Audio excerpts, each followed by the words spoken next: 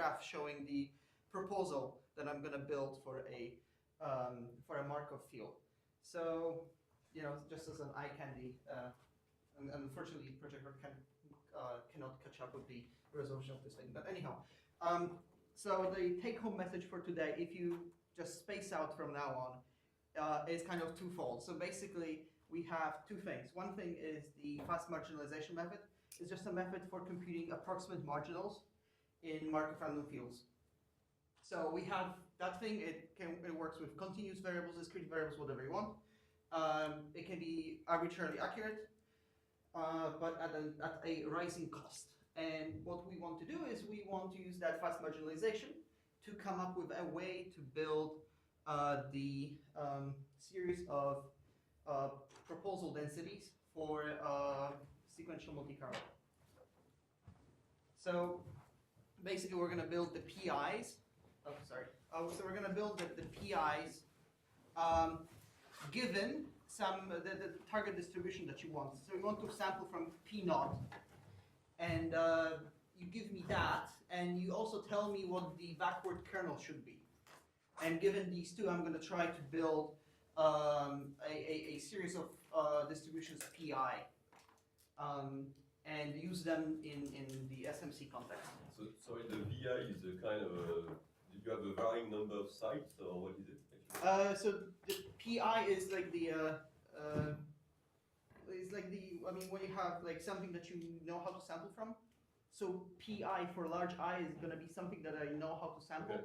And P naught is something I don't know how to sample. But So it's the state space is the same. Are they living on the for same each space? No. So there is this. I will just show notation in a second. There's this XVI.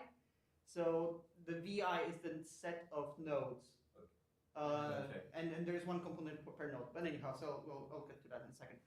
So basically, I'll use as examples the regular lattice of the Ising model. But every single thing I show here is completely generalized to arbitrary graph. So this is just for simplicity, but it all generalizes.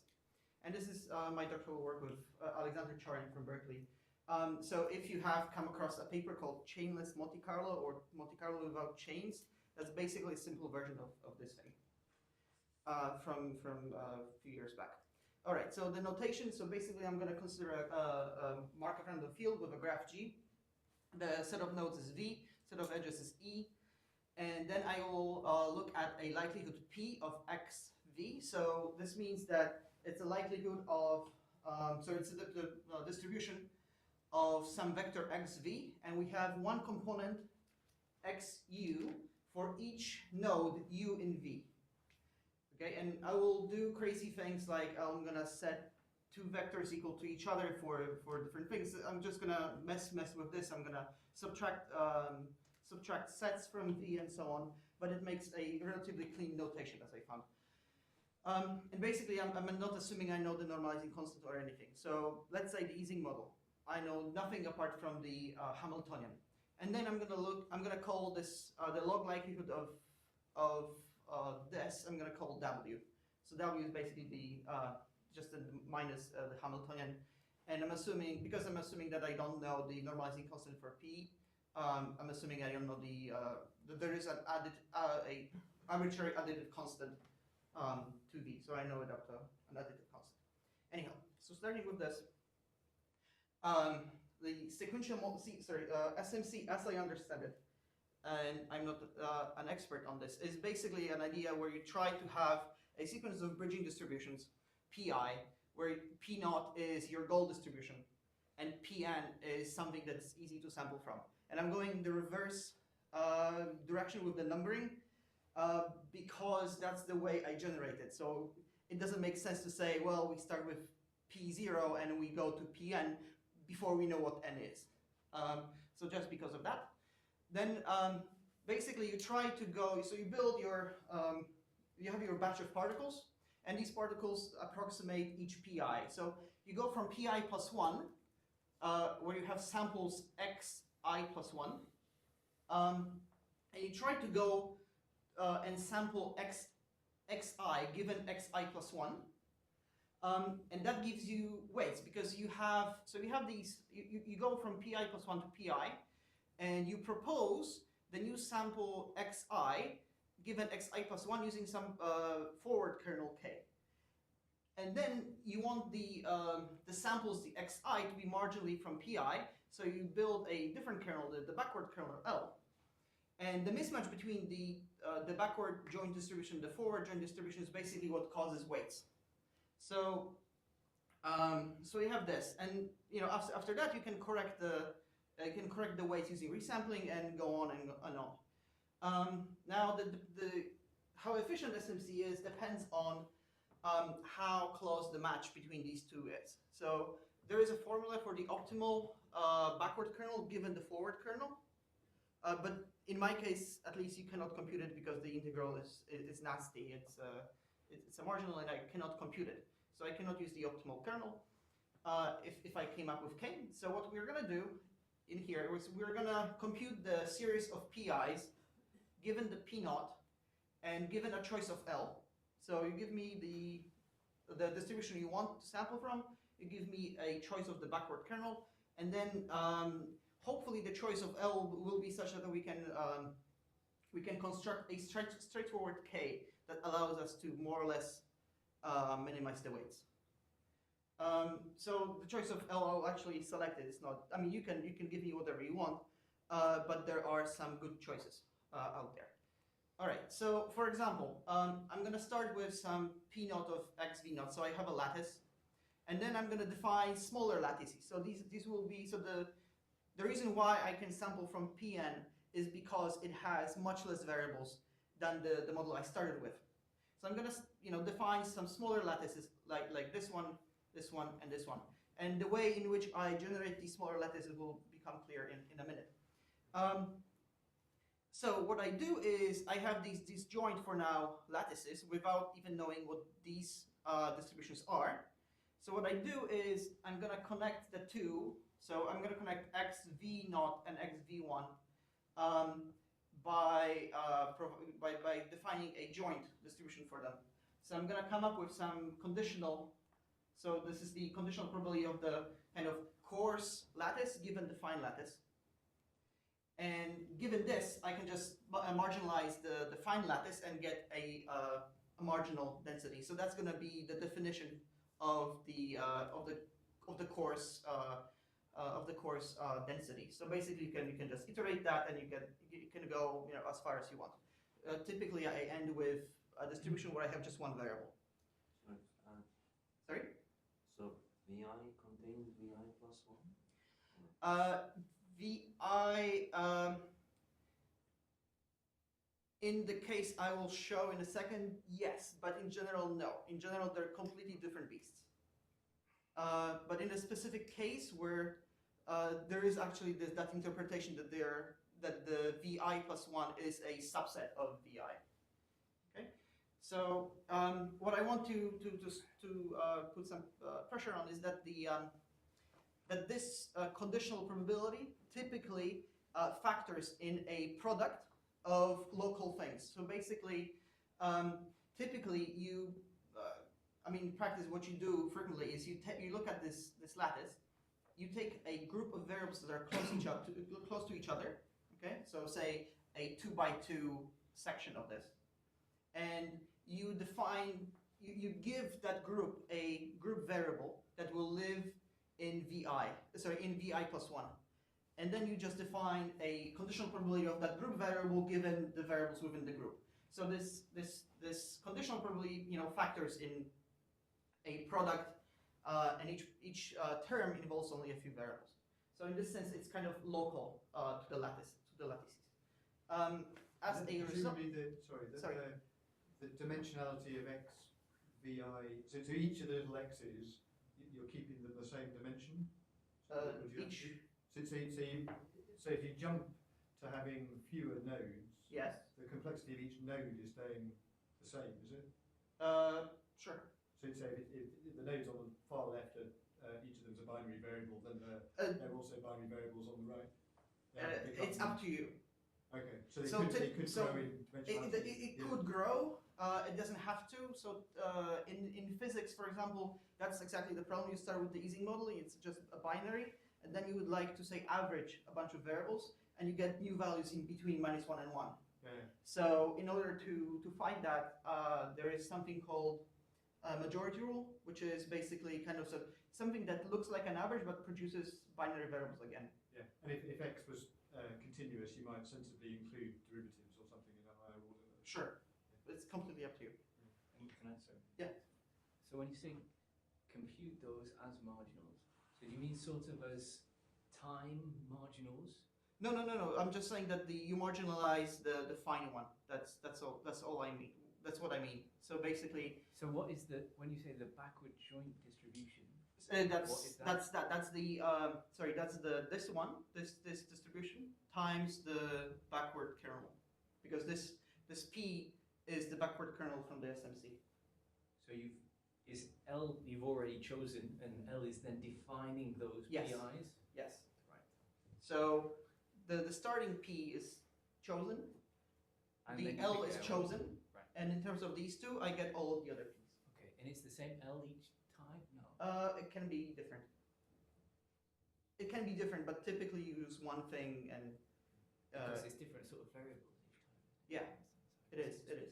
I'm just not putting all the indices because it would be a nightmare. But yeah, it could be anything really. It can change at every step. All right. So then what happens is we want to say, okay, now how do I compute the PIs, because I cannot compute the marginals. In my case, it's just not feasible. So what we're going to do is we're going to do the fast marginalization algorithm. So the idea is fairly simple. I'll show some equations, but I won't derive them. The idea is that you take the definition of PI. So let's say I'm computing PI of XVI. What I do is I take the definition of that in terms of the previous of P naught and all the L's, and I apply a logarithmic derivative to both sides. So after some algebra, I arrive at this, that some function calligraphic f u of XVI defined as the derivative of the log likelihood. So xu is just one of the XVIs.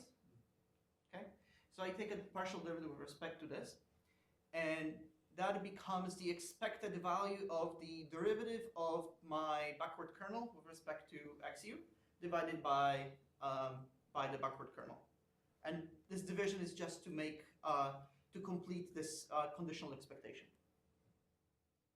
So I think this is related to Fisher's identity. So this is basically the formula we're going to base everything on. So now I have this function. So I know I can compute this more easily than the marginal.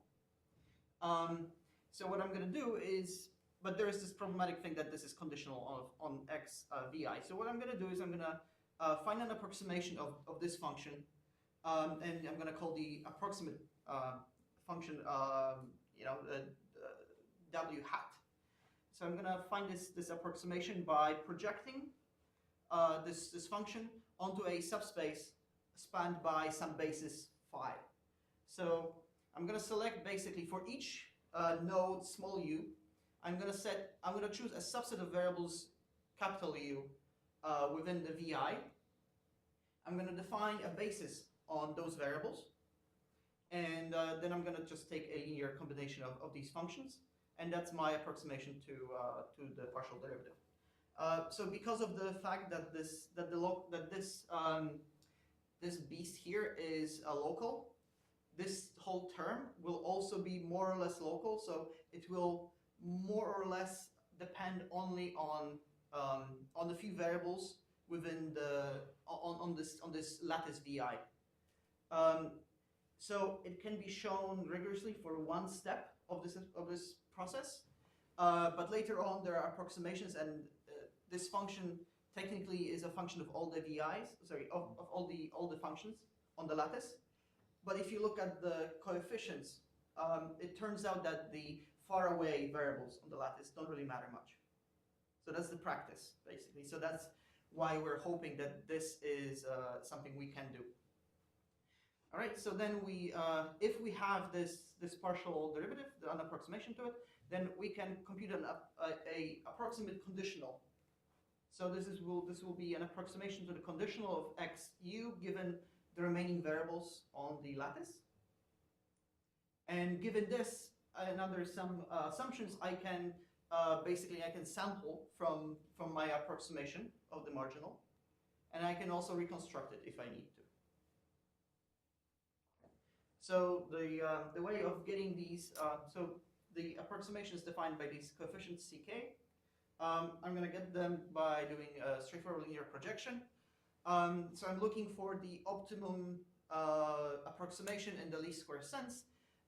My inner product is going to be weighted by the marginal probability of my vector, and this one term allows me to take care of the conditional expectation in the previous slide. So this takes care of that. And in the end, I get a linear system to solve for each approximation that I make.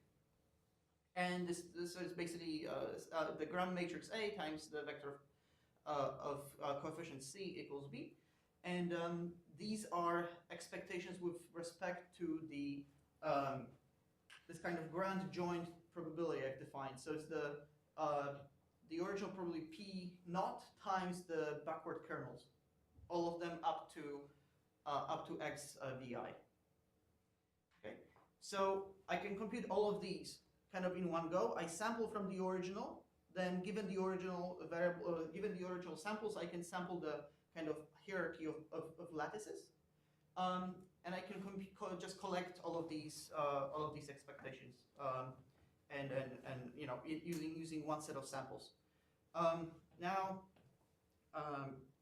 Just to kind of a more advanced thing is that you will notice that the presence of this weight kind of biases the computation, because if the basis functions are non-orthogonal, then there is some crosstalk, and if you don't include some of the important basis functions, what will happen is you will not get the true answer.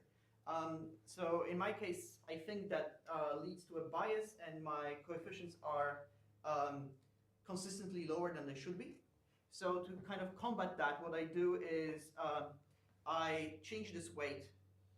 So that I basically divide it by a marginal of a subset of these variables. And it's just a small neighborhood around xu. And you can, with little algebra, you can basically show that for functions of this small vector, sorry, it should be the apostrophe should be at the u, not the x. So basically, for functions of x, u apostrophe, you know, this basically the functions feel as though the optimization is with respect to a uniform linear product. But you know, that's a more advanced thing. Anyhow, so this is the whole algorithm basically. It gives you a fixed point iteration for the coefficients. So basically, what they say is, if you know how to sample from the original model, then you can compute the coefficients. So it's kind of, if you know the coefficients and know how to sample using SMC, then this algorithm gives you an iterative way to improve those coefficients. So this way you can basically bootstrap this algorithm, and you don't really need to use a different sampler to just start it up. Yeah? Just the previous slide a second, yeah. Please. So an approximate conditional is easy to compute. How do you, once you've got your approximate thing? You just integrate it between two values you want. Just how? Integrate it how? Well, you know these functions. Analytically? Yes. Right. So yeah. So the basis functions are typically just polynomials in your neighbors on the lattice. So you know the phi's, you choose them, in fact, and then you compute the ck. So now you know analytically this thing, and you can just integrate it, say numerically or analytically, however you wish. Yeah, so that's why I'm saying it's relatively easy to compute. And so maybe a stupid question, but are you guaranteed to get positive things? What do you mean positive? Where your p-hats, your probabilities, so... Because I'm computing a log likelihoods, yes. Okay, right. Actually, there is an algorithm by a previous student of my advisor who basically projected. So there is so this formula is kind of a limit. So you could project. It turns out you could project the difference in the probability between two values of a random variable, and that also comes out to be a conditional expectation. So the whole machinery just follows. But the problem is that in that case you are approximating an exponential of a difference in log likelihoods. So that thing, then you're approximating something positive using polynomials, and that's bound to go horribly wrong. But if you take the limit of the difference between the values go to 0, you actually end up with a derivative. So you could go just straight to derivative and say, okay, I take the derivative of this, or you could go through this long process and arrive at the same thing. Yeah, so it's guaranteed to be positive.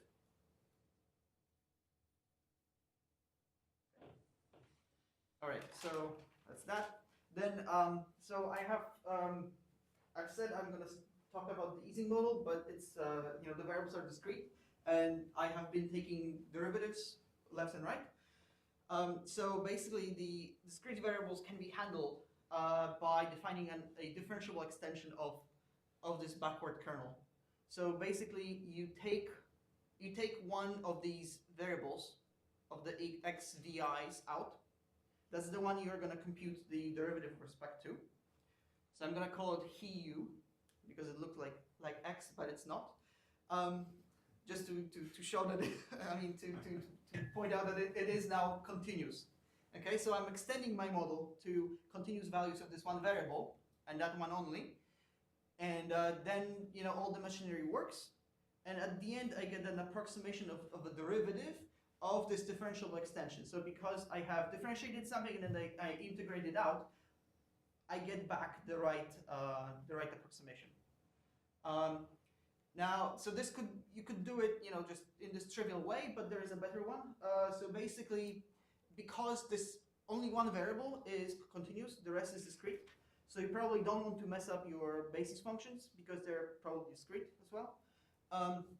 So a better way is to approximate this using an expansion where the basis functions are just functions of the neighboring variables, and the coefficients in the expansion are functions of the continuous one. So what you can do with this is basically you can evaluate these coefficients at Gaussian integration nodes. So so you can integrate these quite easily and basically recover this kind of discrete difference between discrete states of your variable. Okay, so it comes out all pretty nicely, especially in the case of the Ising model where the values are plus minus 1, so the Gaussian quadrature is just a natural thing to do. And then frequently your Hamiltonian or your log likelihood, however you want to call it, is symmetric. So you want to preserve that symmetry. So basically, I found a way to project a symmetrized version. So basically, if you take your Fu and you take the even symmetric version of it, you can project that. There is a cost to this because the formulas don't come out quite right. There's a correction term that you need to compute, but it's doable. And then you can also say, well, so the function I'm projecting is symmetric, but the weight that I had is not symmetric because it has one particular value of x. So you could say, how about I symmetrize that as well? So I can take the inner product to be symmetric as well. So I just take I take the positive value of u and the negative one, and I just average that. And then it all works out nicely. And the beauty of this symmetrization is that if you know that there is symmetry, so you know that the derivative you're approximating is not going to contain certain functions of your variables. So for example, in the easing model, the derivative has a constant in in this variable u or x, and has cubic and quintic and so on functions. Doesn't have the even functions. Am I saying it right? Anyhow, it doesn't have one of it doesn't have.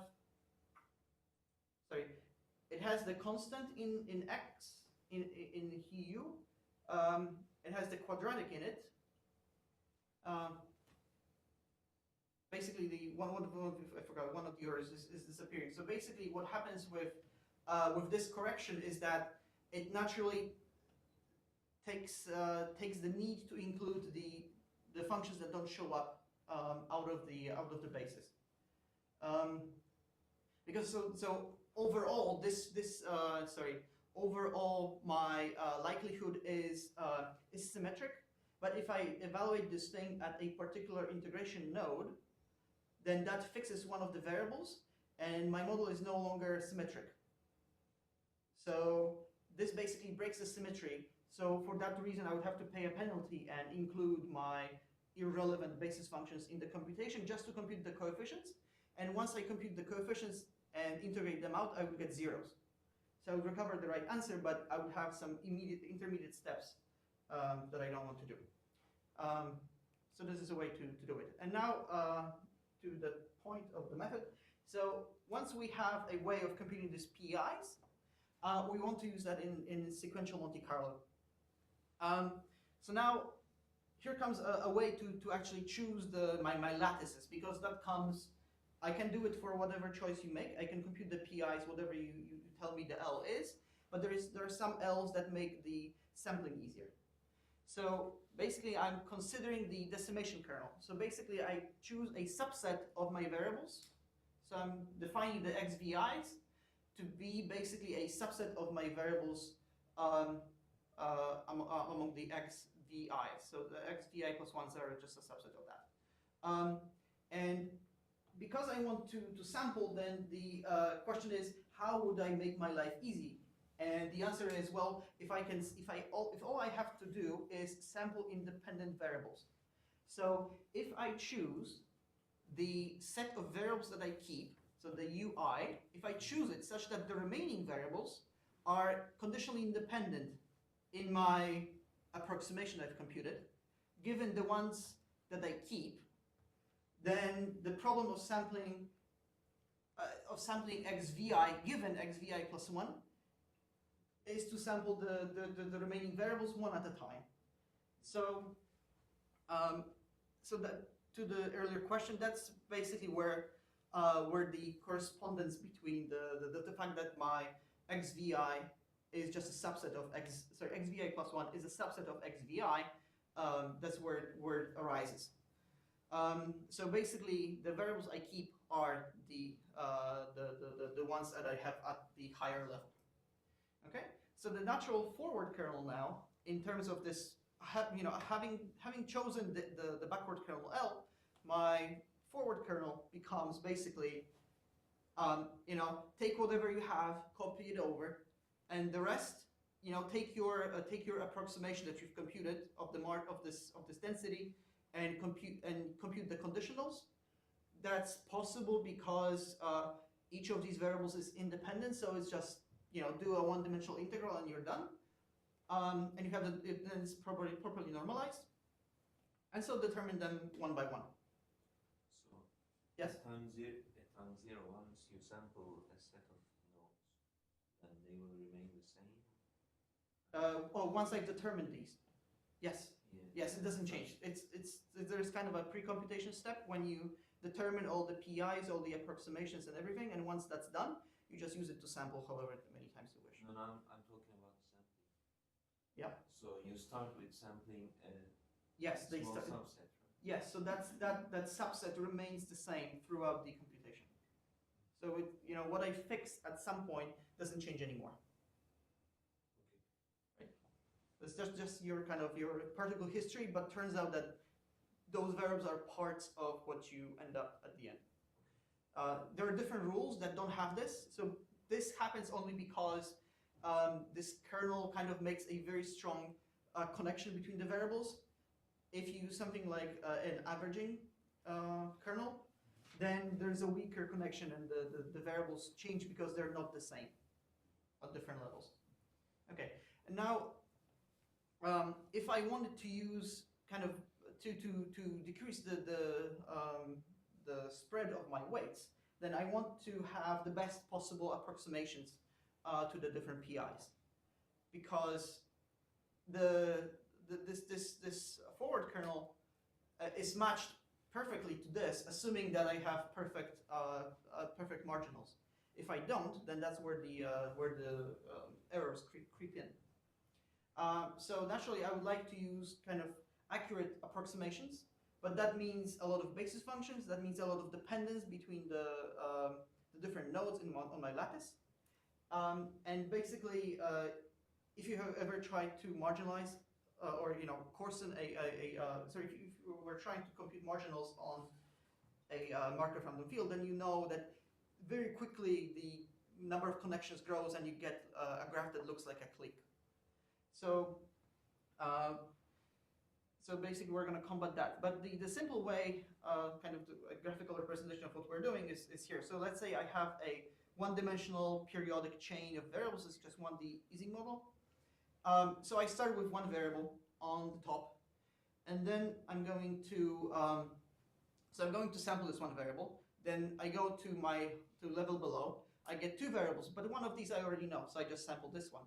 I go level below. I get two more variables, but two of these I already know, and these are conditionally independent of each other given the ones I know. So I can continue sampling and on, and eventually I end up with the complete thing. And then you can say, well, how about I represent my proposal graphically? So you have a directed acyclic graph showing you the proposal, how it exactly, which.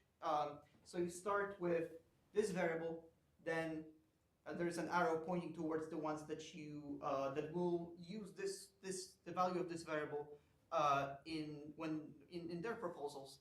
So you start with this one and then go to this one, then to these two on the sides, and so on and so forth. So you can think of this as a way of taking an undirected graphical model and finding an approximate directed representation of it. So doesn't your construction let you sample the ones that you've got fixed conditioned on the ones that you've just generated? So can you get round this slightly nasty property you've got where you have to fix the sample value? So if you sample this guy, you sample this guy, Yeah. and then what you're arguing is that these two are conditionally independent. Yes. And then conditioned on those, these are conditionally independent. So you Right. you could fix them and sample those independently with calculating 1D integrals twice. Perhaps. Yeah, but then you'd have better mixing property. Sure, but well, my question was, how do I ensure that the anyhow? Yeah, fine. Take later. I'm not an expert, so I started with doing importance sampling with this. So basically, this is the whole this is my whole proposal, and at the end, I compute a weight, and I'm happy with it. So that's why my particle filter will not be particularly advanced at the end. But anyhow, so now I'm trying to do a better way of proposing things. So let's say let's say I have those lattices, okay? And now I want to say, well, let's say I have this lattice, right? And it only contains kind of these nearest neighbor interactions. But I could say, well, I can do better. I can get a better approximation of my PI. I can use, say, second nearest neighbor interactions, and so on. So this is great. I can compute it, no problem. But then I cannot use that to sample, because here, for example, let's say I know the red values, the red nodes. Then in this approximation, the yellow nodes are conditionally independent given the red ones. But in this one, they're no longer. That's no longer the case. So we're coming up here with a kind of better way to use this property and yet use some sort of better approximation. So basically, the idea is this. Let's say I compute a bunch of subsequently denser approximations PI superscript j. So the x, vi's, the lattices are the same, they're fixed, but I'm now getting better and better approximations, and that means the graphs of those approximations are denser and denser. And now, to define the lattices, I'm gonna say that I'm gonna use the least accurate approximation, and the reason for that is that it's usually using this one. It's usually easy to kind of keep the structure of the lattice. Like in the Ising model, you keep getting the Ising lattice, and so you can quickly decrease the number of variables. But then, as the SMC proposal, so as the SMC distributions, the PIs, you're using the most accurate one. So let's say I have m plus one of those, so I'm going to use PM as my distribution. So the target I want to hit, and then I'm going to use all of the PIJs in my proposal. So basically, what happens is so let's say I have all the red ones, and I want to sample the yellow ones. What happens is I'm going to use, for each yellow one, I'm going to use the best approximation I have. So I'll show you how this works. So in 2 steps, I have the red ones, I want the yellow ones. So I sample some of the yellow ones, given the red ones. So for example, if I sampled, say this, all of these 8 variables, then I could determine this one given the rest. So I could basically use my better approximation for the blue nodes. So so I know the red ones, I sampled the yellow ones using the first approximation, then I sampled the blue ones using the second approximation. And as a result, this kind of directed graph showing this proposal looks like this. I start with the red ones, go to the yellow ones, and then finally to the blue ones. And then I have my next lattice determined. And then you can go crazy. You can go to 6 steps, and you get something nice and symmetric. But the returns diminish, because every time you're doing this, you're sampling only, say, at most half of the variables with the better one, of the better approximation. So it just wears off, and there's at some point there's just no point. Okay, and then if you combine all of these proposals for a 64 by 64 Ising model, you get a nasty thing like this, and that's the reason why all of my algorithms are kind of generalized to arbitrary graphs, because at some point you can no longer just produce a code that works for, say, lattices, because this is just too complicated to keep all the connections. So it's just easier to write it for a general graph. All right, and now to the results. So I'm using the Ising model as my example, and I have a 2-dimensional lattice at critical coupling. So this means it's right at the phase transition of the infinite model. The lattice is periodic in both directions, so it's on the torus. And I'm going to vary the size between, say, 8 by 8 and 64 by 64. And as I said, I don't have a very advanced sampler. I'm using partial rejection control. And it has multiple batches. And for Nick, they are properly weighted. So the different batches are properly weighted. For me? Yes, because your alpha MCMC paper. That's the only one I've seen that talks about multiple batches. So I have double checked. I see. Sorry? Yeah. Anyhow. Okay. So this is that. Afraid of the Sorry? Not Not afraid. Anyhow, so to show you what the phase transition means, this is basically a plot of the average absolute magnetization. So you compute the magnetization, which is the average spin. You take the absolute value of this to make sure that there are no issues with this, and then what you should see is that this value should be approaching 1 as the coupling grows to infinity, and then for 0 coupling should be negligible, and then somewhere in between there's a phase transition where the Ising model spontaneously organizes. So what happens is if you have a small lattice, this transition is very broad and doesn't really happen. It only really happens for the infinite model, but the problem is that as you increase the size, this transition becomes steeper and steeper. So say for 64 by 64, if you mess up your proposal a little bit, you're sampling from a, say, a completely unconnected model, right? So as the number of variables you have grows, your particle filter is doing worse exponentially because you have more variables. The dimension is higher, and also you're exactly at the phase transition, so your mistakes are penalized even more. So it's just the horrible place to be, but there we are. And so these are the results. So this is a 16 by 16 lattice. I'm not showing 8 by 8 because it's just it just works.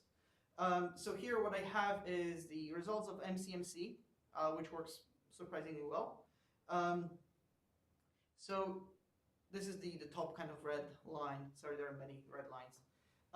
And basically what I'm doing here is I have the highest, kind of the densest, so the distance here is just the maximum distance between connected variables on the kind of densest lattice that I use as my approximation.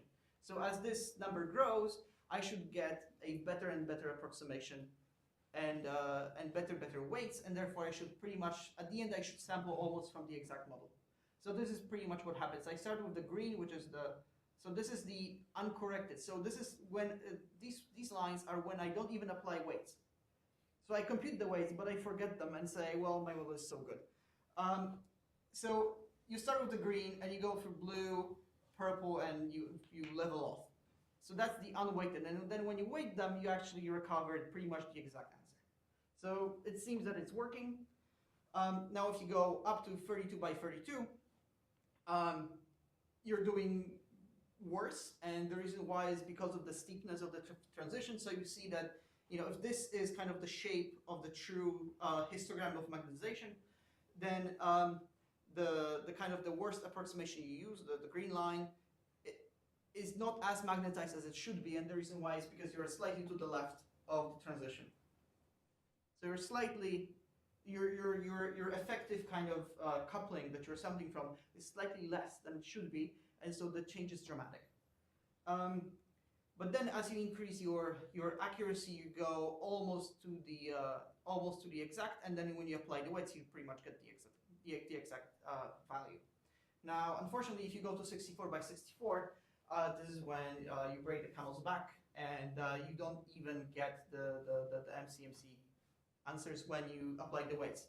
And to see why, this is the weight distribution. So on the y, so it's a 2D histogram. On the y-axis, you have the magnetization, and on the x-axis, you have the logarithm of weights.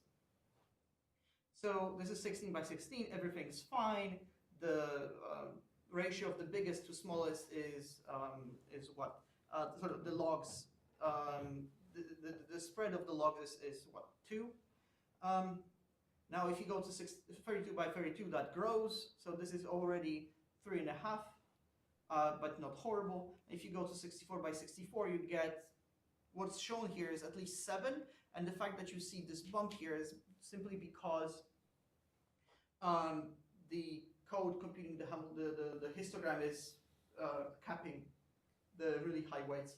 So you get a few particles that have extremely high weights, and they basically, you know, they just swarm the whole computation, and so you're not getting anything that has any accuracy.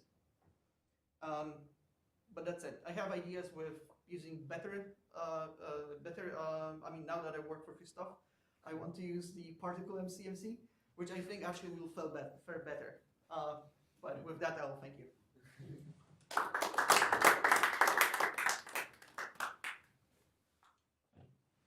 So is there, I mean, the fact that, so because you make in your proposal, you make your graph more and more dense. Yeah. And you never impute the guys you basically imputed first.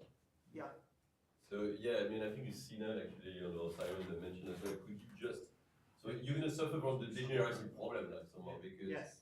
But could you just, like, you know, rejuvenate those sites? I think it would just be some simple MCMC step local, because at least would yeah. already. So I could do the resample step. It's just No, your sample like, is already. No. Sorry. Resample move. moving That's the what I site. mean. That's what I meant. I could do resample move. Yeah, exactly. Yeah. Perhaps. Well, you do it independently for each site as well, don't you? Yeah. Like construction. When you're on slide 14 or something, is it? Slide 14. Okay, that's it. Sorry, it's a slow laptop. Yeah, Okay. so this one, and then you go through and you say that you're gonna not impute the blue guys, which are gonna come if you. Yeah. Yeah, exactly. And Yeah. then you can then later impute them. Yes. But that's kind of like just doing a give step. It's as if you imputed them before, and then you did like a give step on where those blue guys are. Yeah.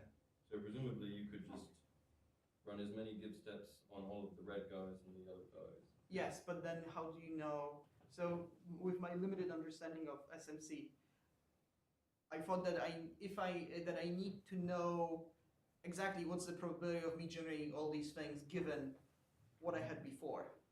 So I understood that the forward kernel decay, I need to be able to compute it as a kind of, it needs to be a conditional probability. If you do GIPS, then you lose that.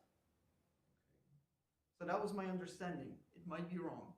It's probably wrong. Your backward kernels are Dirac, so if you rejuvenate just the margin, it will. Yes, but there are actually better kernels.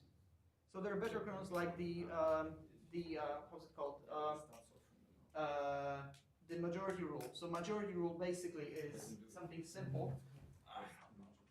So where you have two variables, let's say, on a bigger group. So you take two variables, you assign them a single variable in the next kind of level, more like that.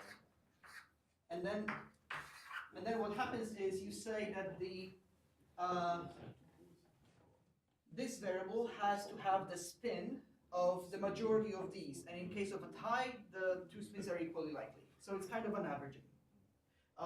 So this majority rule is much better from the physical point of view because the resulting derivative is way more local. With decimation, it kind of spreads more and more as you go higher in the levels. So this is better, but the problem is that I see no easy way to just come up with a proposal. You know, given this state, how do I propose this one? I mean, I can do GIPS, but then I don't know what was my probability of. I mean, I cannot. Okay, I don't know how to track the, where exactly I land. So I could probably use some, MCMC with coupling from the past, and say, well, I have the exact sample, but short of that, I don't know how to do it. So that's the problem, that I don't know how to come up with a K for this. And in literature, this has been tried.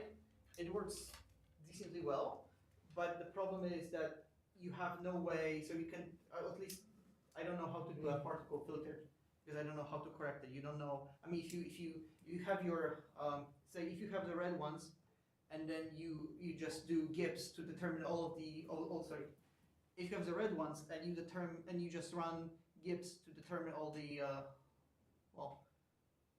all the yellow ones and the blue ones, then I don't know how to write a properly normalized proposal.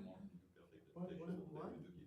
So As I said, I'm not from the. So just pick one yellow dot. Yeah. So if you're icing, it's a binary thing. Yeah. You work out two probabilities, one that says it's 1 and one that says it's 0. Throw a dice, you get a 1 or a 0. Sure. You look up the value of whichever one it was you picked. Why is it more complicated? So my understanding was that to compute the weights, so if I move so if I move from the coarser lattice to the finer one, then I need to compute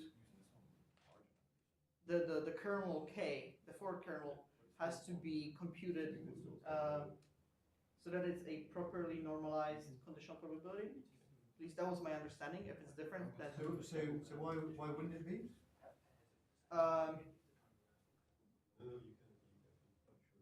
If I do GIPS. So my So my understanding was that I would have to, So I know. So let's say I sample this with Gibbs. Yeah. Then I have the ending state where I ended. Oh, see, you're doing Right. multiple steps. And I in would the have Gibbs. right. I mean, you would have to do this here. Okay, fine. Right, Right. Yeah.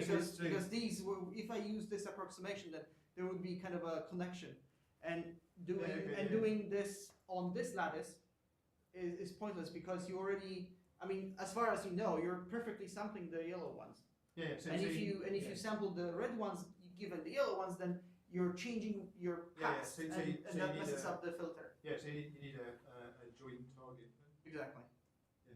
So that's the difficulty. Okay, so that's all because at the end you weight your samples. Yes. Yeah, you haven't got any weighting in the middle. Sorry. You haven't got weighting in the middle. I have weighting in the middle when I do the resampling. When I have my particles, I Okay, pass my yeah, particles yeah. through the whole thing, and at the end, so I mean, this has. I mean, the goal is to have say 8,000 variables. Yeah. So I could have.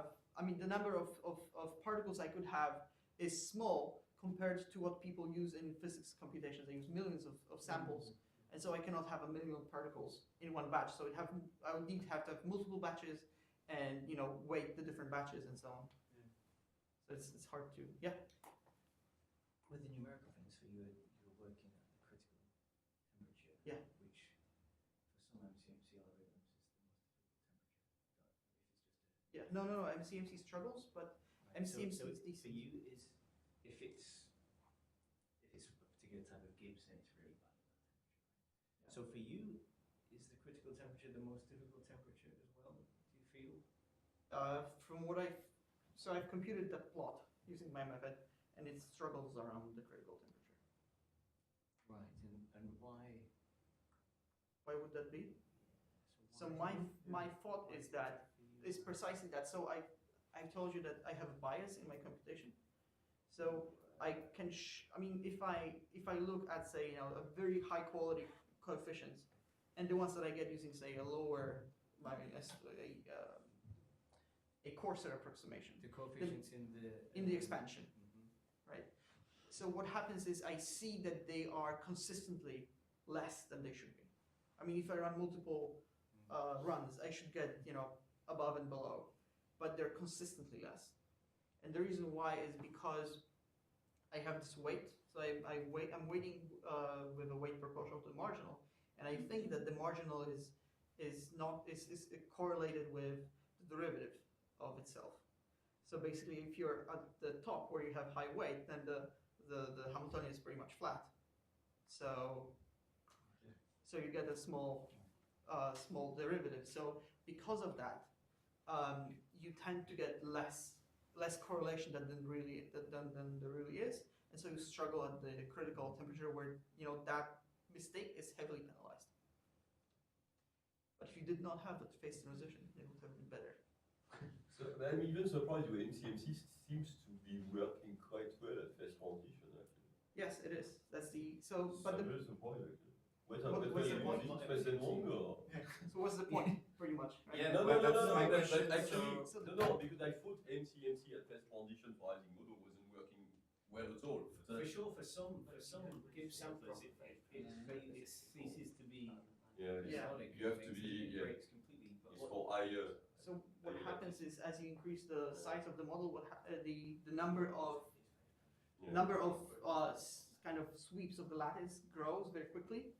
But I mean, for the easing model, you don't care about Monte Carlo. You just use the Wolf's algorithm, or I mean some sort of cluster algorithm, and you can't beat that. I mean, it just works perfectly. So the point of this is, say you do a tiny change to your distribution. So you use, let's say, I keep my lattice as it is, but now my coupling. So the coupling is kind of a variable that lives on the links, right? So let's say I change and I make it I make it vary across my lattice, and let's say there's something's positive, something's negative. Now here you get a spin glass model. Structurally it's pretty much the same. The only thing is that the theta changes from place to place, and now Swenson-Wang doesn't work anymore. And so you need to use some sort of Markov chain Monte Carlo, And when you run that, so I've run it for on a small system. What happens is you need order. So for easing model, you need to say 10 sweeps of the whole lattice, and you get a new decent sample.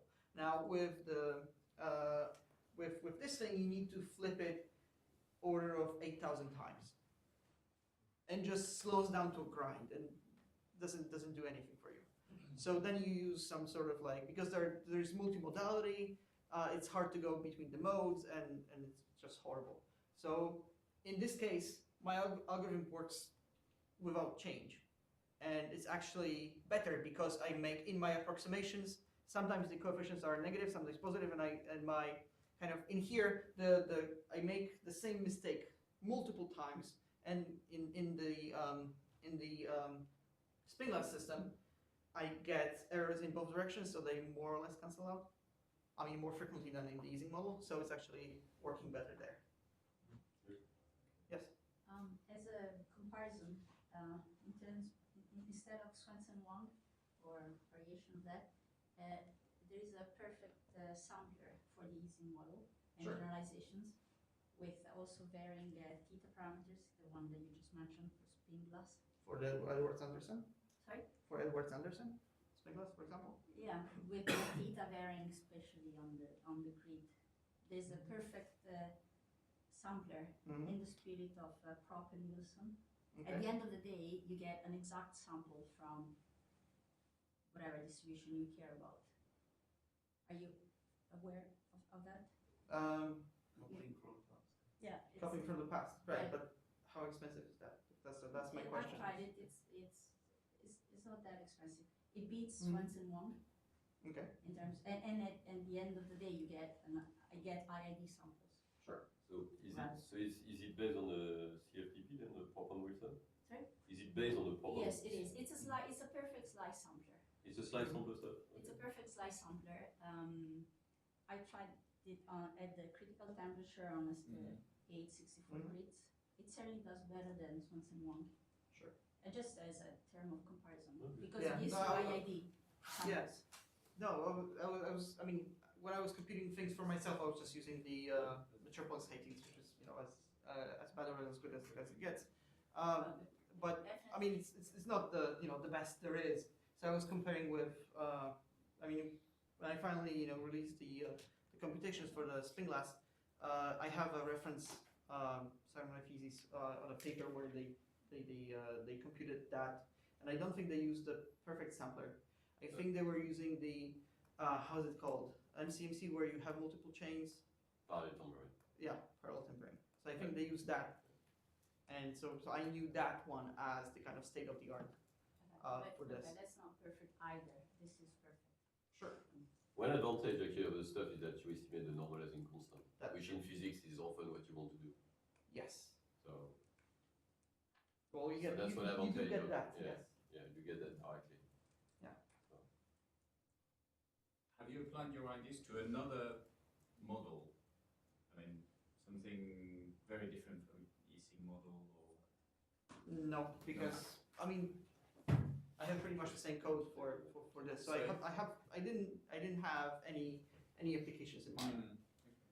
But But- because there would be a lot of application for kind of machine learning type things, like you have a noisy made a model by a Markov on a pair. Perhaps. Yeah, no, it was just. Yeah, I was just I mean, Yeah. at the beginning, these were the applications, so I stuck to those. Sure. Yeah. No, Yeah. Good. More questions?